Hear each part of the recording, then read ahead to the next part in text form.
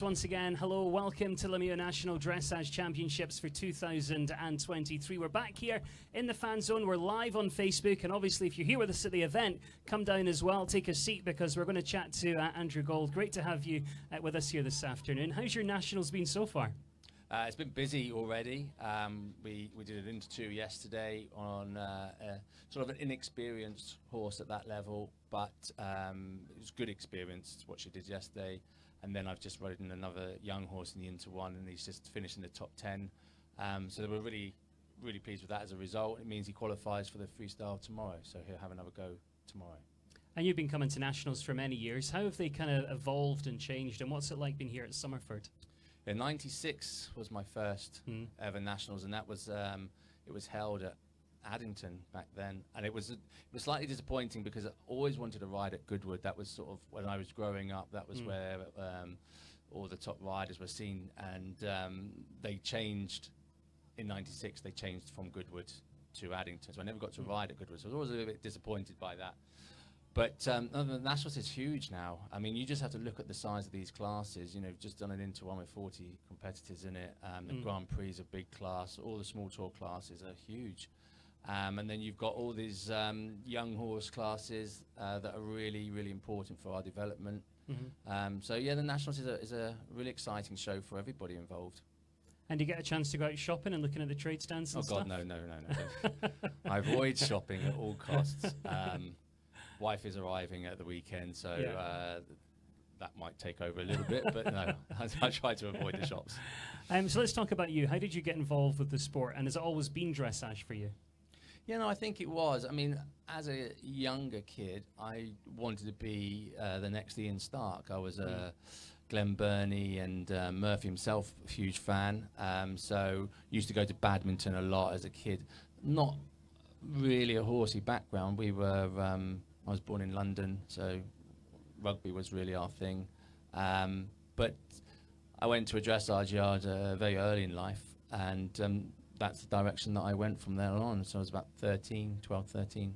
And did you make a decision quite early on that this was going to be your life and your career? Yeah, kind of stopped concentrating at school, didn't really focus at school. All I wanted to do was get back to ride. And, you know, if I could go back again in life, probably take that education a little bit more seriously, because it wasn't, I said to myself, you know, I want to ride horses. What do I need to know about maths when I want to ride horses? And then now I run my own business and have Priory Equestrian Centre and stuff like that. It's kind of important. So maybe, yeah, one of those sort of talking to yourself situations, go back in time, understand a little bit more how to run a business. But I always knew I wanted to ride horses. I always knew I wanted my own yard. And that was my goal. You know, I went to work for David Hunt, and it was all about, you know, learn as much as I can from him, and then one day I'll get my own yard. And it's quite a big jump, isn't it, to go out on yourself? What made you make the decision that you were ready, like now was the perfect time? It's just a little bit my personality, because in reality, I did it at 19. It was too young. Okay. And I think I didn't know as much as I should have known, and I thought I knew more, and all those sorts of things. And I'm not saying it was a bad thing in the long run, because now I do have a very successful yard, and I've got lots of experience of having a yard. But I just always wanted it. I knew I didn't want to muck out horses for the rest of my life. I knew that. So I thought, like, you've got to get in here. You've got to learn as much as you can, not just about how to look after horses, but how to manage people and how to manage staff. And I learned a lot about how I was treated. And, you know, when I look back, there's a lot of things that I say, you know, I wouldn't treat people like that, so I'm not going to do that. And there were certain parts of my life where I thought I was really well looked after and really well supported, and that's what I want to give to my staff. So there's a lot of things in life that taught me very early on how I want to be in this stage of life. And how do you balance running a business and an equestrian centre and riding at the top level? Like, how do you balance all that? It's extremely difficult, because we have two businesses. We have the yard, we have the training side of things, and then we also, me and my wife, have Foxy horse boxes, which is like little 3.5 ton trucks. Yeah. So that takes up an awful lot of time as well. And this last couple of years, we've got the chance to go abroad a lot more with the horses. That takes an awful lot of time. So we've got about altogether about 7 members of staff. Our family are really supportive. My son works for me full time.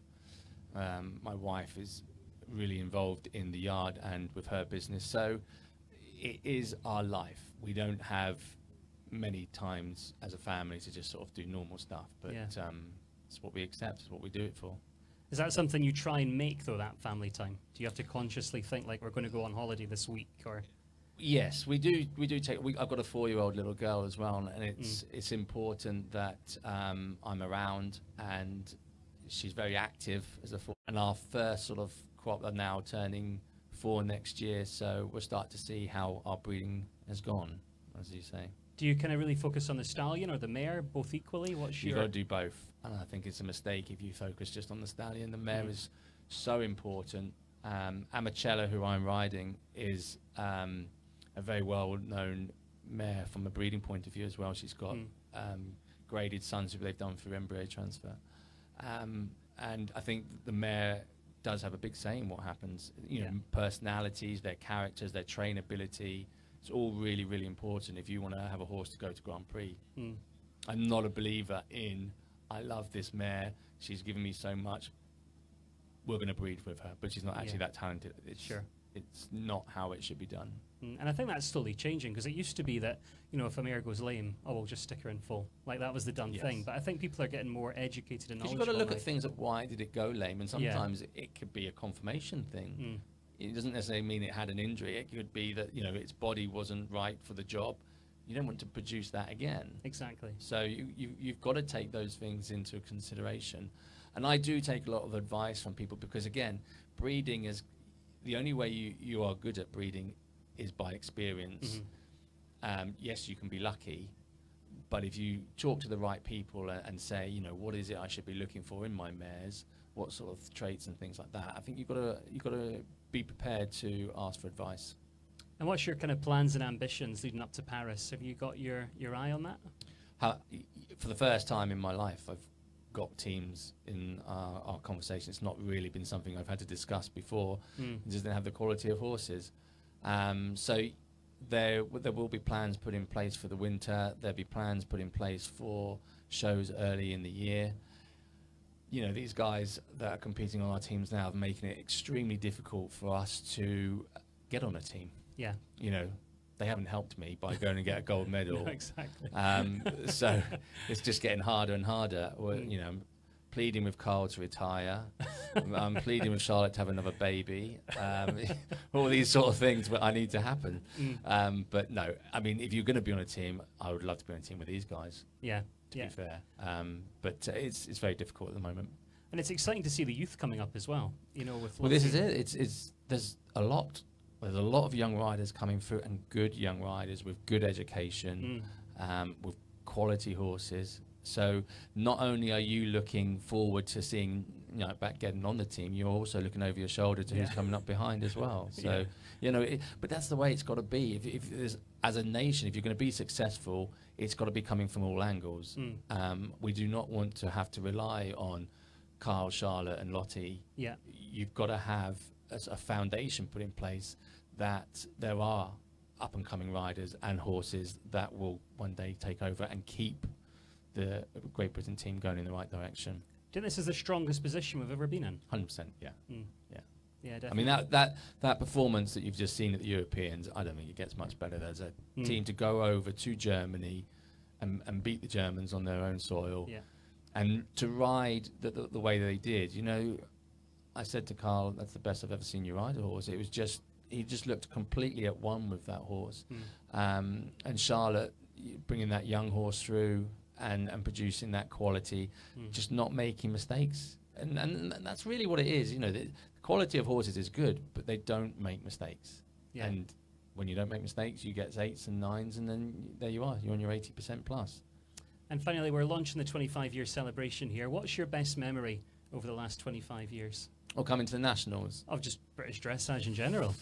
Oh, I mean, I've got lots of good memories within my young rider days. I've made a lot of good friends. And I think this is, coming to the Nationals, it's probably one of the only shows that you do get to see everybody. That, you know, you might catch up with one person here and there at shows, but really this is where you kind of sit down, we all sort of catch up and sort of talk. I've just been doing commentary up in the box with Hannah Esberger.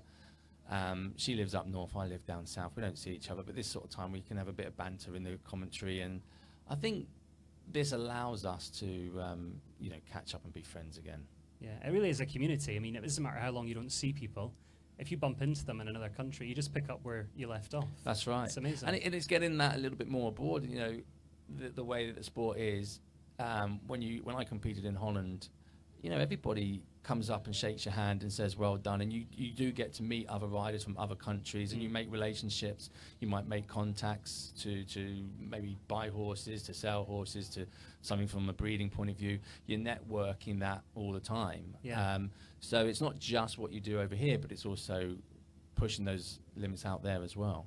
Perfect. Well, thanks again for joining us. You're really very interesting welcome. story. And we've got more to come as well in the Fan Zone, not just today, but over the next couple of weekends as well. So stay tuned on Facebook. And if you're here on site, check out the schedule. Come back and join us.